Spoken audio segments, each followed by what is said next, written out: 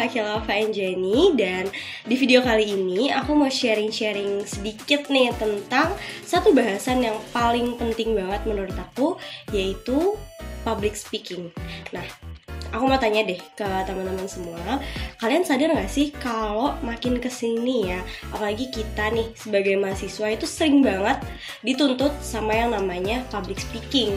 Kayak banyak banget orang yang ngomong, coba deh kamu pelajarin lagi deh public speakingnya, kamu kelihatannya grogi banget, coba deh lebih ditingkatin lagi public speakingnya, kita tuh harus banget tahu bisa public speaking, dan banyak banget kan pasti yang ngomong kayak gitu di sekitaran kalian. Oke, sebelum itu, emang apa sih public speaking itu? Nah, secara harfiah, public speaking itu artinya seni berbicara di depan umum. Kayak katanya sendiri ada kata public dan kata speaking. Dimana kalau speaking itu kan seni berbicara, dan public itu ya di depan umum, di ruang umum gitu. Nah, makanya dinamain public speaking. Nah, karena tadi sendiri public speaking artinya seni berbicara di depan umum, dari kata seninya aja udah jelas kalau itu tuh bersifatnya abstrak. Jadi kayak semuanya tuh punya ciri khasnya masing-masing, nggak ada aturan terkhusus tentang berbicara kan ya gitu. Nah, kayak di opening aku tadi, sekarang ini kan kita merasa banget tertuntut ya untuk bisa public speaking dengan bagus. Padahal di sekitar kita tuh masih banyak orang-orang yang merasa takut atau nggak nyaman ketika dia harus berbicara di depan umum. Nah, bahkan dari mereka tuh ada yang sampai grogi, sampai gemetar, panas dingin, dan banyak lagi.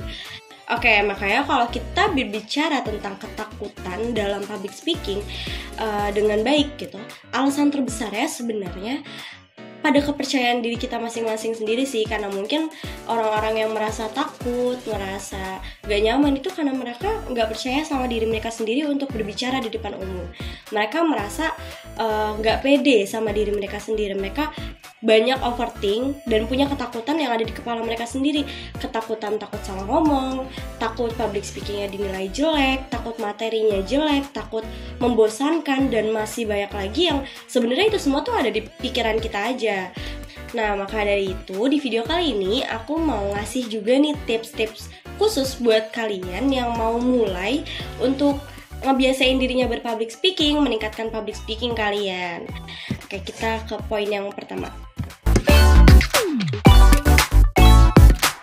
Itu meningkatkan kepercayaan diri kita dan persiapan kita. Nah, kenapa hal itu jadi hal yang pertama? Karena tadi, kenapa kita bisa takut, kita bisa nggak nyaman, itu awalnya dari kepercayaan diri kita kan. Makanya hal yang harus ditingkatkan nomor satu, yaitu kepercayaan diri kita sendiri. Kita harus mulai membiasakan diri berbicara dengan orang. Kalau emang takut di depan orang banyak, kita bisa mulai dengan orang-orang terdekat kita, dengan orang-orang yang bikin kita nyaman. Yang penting kita coba bangun kepercayaan diri kita, terus hilangin overthink ketakutan yang tadi cuma ada di kepala kalian, karena hal itu nantinya bikin kalian jadi lupa sama materi-materi yang udah kalian siapkan, dan nanti akan mempengaruhi public speaking kalian karena sebelumnya kalian lebih banyak fokus ke ketakutan kalian. Nah, selanjutnya ke persiapan. Kenapa persiapan ini juga penting? Karena bahkan dari public speaker terkenal pun mereka punya caranya sendiri dalam mempersiapkan diri mereka sebelum berbicara di depan umum. Ada yang suka punya kebiasaan dengerin musik misalnya untuk menenangkan dirinya sebelum nanti bicara di depan umum, minum air putih yang banyak, atau bahkan latihan-latihan di depan kaca sebelum naik ke atas panggung, kayak mimik muka dia coba-coba ngomong di depan kaca kayak gitu. Hal-hal itu tuh bisa meringankan kita dari stres kita sendiri sebelum naik ke atas panggung, bisa bikin kita tenang. Jadi itu juga bisa disebut sebagai pemanasan. Makanya penting banget buat kita nemuin apa sih pemanasan yang cocok untuk kita sendiri nantinya.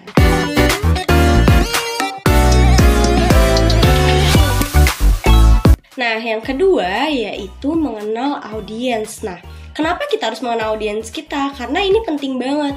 Dalam goalsnya public speaking sendiri, itu adalah bagaimana audiens bisa mengerti, memahami, menangkap apa yang kita bicarakan kepada mereka. Hal itu bisa tercapai kalau kita punya cara menyampaikan, atau kita juga udah mempersiapkan nih cara yang tepat dalam berbicara ke mereka gitu. Makanya kita wajib banget untuk kenal siapa audiens kita. Apakah dia anak muda, apakah dia anak-anak, apakah dia orang tua. Kita punya penyesuaian masing-masing dalam melakukan public speaking di depan mereka. Kayak contohnya misalnya ke anak-anak nih, kalian bisa pakai pembawaan yang menyenangkan, pembawaan yang seru dan yang mudah dimengerti mereka gitu. Jadi mereka punya merasa tertarik mendengarkan kita. Lalu kalau untuk anak muda seperti pelajar atau mahasiswa, kalian bisa menggunakan gaya bahasa yang seperti mereka, yang gaul, yang terdengarnya tidak terlalu tinggi tapi juga tidak terlalu biasa saja. Karena kadang kan sekarang kita ya sebagai anak muda suka mendengar istilah-istilah yang belum pernah kita dengar nih. Makanya kalian bisa tambahkan sedikit istilah-istilah, tapi dengan catatan kalian juga menjelaskan apa istilah itu. Jadi setidaknya kalian mengasih informasi yang jelas, nggak cuma ngasih istilah. Jadinya nanti mereka juga mengerti apa yang kalian bicarakan. Lalu ke orang tua, kalian juga bisa pakai bahasa-bahasa yang sopan, bahasa-bahasa yang memberikan informasi tanpa dirasa menggurui dan segala macamnya. Kita juga penting banget untuk gunain bahasa-bahasa yang bisa dimengerti oleh semua orang. Kenapa? Karena itu tadi, bahasa-bahasa yang terlalu tinggi tidak bisa semua orang mengerti, dan nantinya orang-orang jadi nggak paham apa sih yang kita bicarakan, apa sih maksud kita. Jadi pakai bahasa-bahasa yang lebih mudah dipahami. Oke, yang ketiga yaitu fokus pada satu topik penting yang ingin dibahas. Kenapa? Karena kalau nantinya kita terlalu banyak pembahasan, terlalu kesana kemari, nantinya audiens kita akan bingung sendiri. Apa sih yang kita bicarakan? Apa sih maksud kita? Apa sih yang ingin kita sampaikan?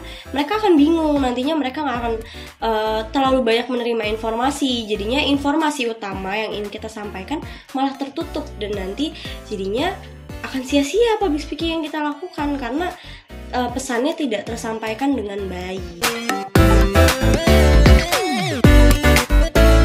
Oke, yang keempat, ini menurut aku yang paling penting banget dan jadi faktor utama untuk public speaking kalian tuh bisa meningkat atau bisa jadi bagus, yaitu latihan.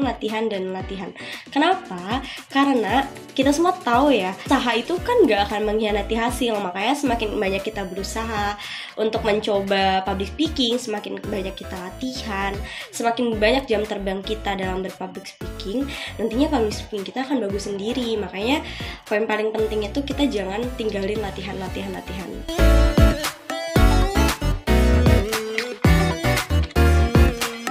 Nah, yang kelima, setelah tadi nih, misalnya kalian udah percaya diri, kalian udah siap untuk mencoba meningkatkan public speaking kalian. Selanjutnya, kalian bisa mempelajari teknik-teknik dalam public speaking untuk menambah elemen-elemen baru dalam public speaking kalian agar menyempurnakan lah gitu bahasanya, menyempurnakan public speaking kalian. Nah, teknik yang pertama yaitu intonasi nada. Penting buat kita tahu intonasi nada yang tepat ketika kita berbicara. Gimana nada-nada yang cocok, yang tepat dan yang enak didengar sama audiens ketika kita berbicara. Jadi pelajarin teknik-teknik itu dan jangan lupa tadi dilatihanin. Dicoba sampai kalian nemu nada bicara kalian sendiri. Selanjutnya yang kedua yaitu gaya bicara. Nah, hal ini juga penting karena itu nantinya bisa jadi ciri khas public speaking kalian. Makanya coba dipelajarin lagi teknik-teknik gaya bicara, lalu temuin gaya bicara kamu dalam public speaking kamu sendiri. Yang ketiga yaitu ada mimik muka. Hal ini juga penting agar kalian bisa menciptakan koneksi emosi dengan audiens. Dengan mimik muka kalian, audiens akan lebih terbawa dengan pembicaraan kalian. Misalnya pembicaraan kalian sedih, kalian bisa pasang mimik muka sedih, maka emosi itu akan lebih terasa pada audiens gitu. Keempat yaitu gestur. Hal ini juga penting karena nantinya bikin public speaking kalian ini nggak membosankan. Penonton akan lebih terlihat nyaman dan kalian pun akan terlihat lebih santai ketika kalian memainkan gestur-gestur ringan ketika kalian berbicara. Tapi perlu diingat juga kalau kita nggak baik ketika kita berbicara dengan over gestur. Kita terlalu banyak gerak, kita terlalu banyak menggunakan gerakan-gerakan yang nggak penting. Itu nantinya akan mengganggu audiens ketika menyimak pembicaraan kita. Nah, itu tadi teknik-teknik yang bisa kalian coba dulu. Sebenarnya masih banyak lagi, tapi kalian bisa coba 4 itu aja dulu. Nanti kalian bisa cari tahu sendiri dan dicoba lagi. Oke, itu aja tips-tips dari aku untuk meningkatkan public speaking kalian. Tadi ada 5. Bisa kalian niatin dulu dari sekarang, baru nanti dipelajarin lagi dan dicoba lagi, dilatihanin lagi. Nantinya public speaking kalian akan bagus sendirinya, kalian akan terbiasa sendiri dengan yang namanya public speaking. Nah, itu aja sharing-sharing dari aku. Semoga membantu kalian. Sekian dan terima kasih. Bye-bye.